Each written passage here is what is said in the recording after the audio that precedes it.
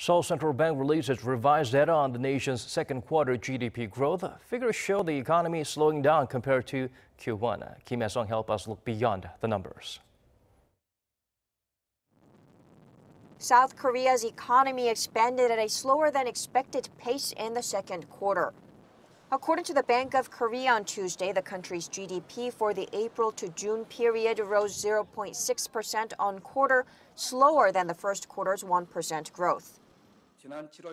Second quarter growth is 0.1 percentage points lower than our earlier estimate released in July.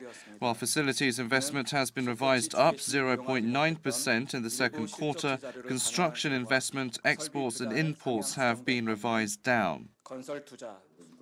Although facilities investment were higher than the earlier estimate, it still tumbled 5.7% in the second quarter, marking the largest on-quarter drop since the first quarter of 2016 due to falling investment in machinery and transportation equipment. Construction investment also contracted around 2% from 1.8% growth in the first quarter as investment in residential buildings decreased. Exports, which account for nearly half of South Korea's GDP, rose 0.4% on quarter, slowing from a 4.4% rise in the first quarter, while imports retreated 3%. Semiconductor exports increased, but autos, home appliances, and ships dropped.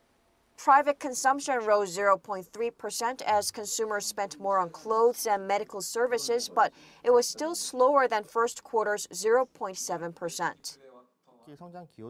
When you look at contributions to GDP growth, domestic demand turned to a minus in the second quarter. The contribution of private consumption dropped 0.1 percentage points on quarter. Facilities and construction investment have also contracted as expected. These data show domestic demand is likely to continue slowing down.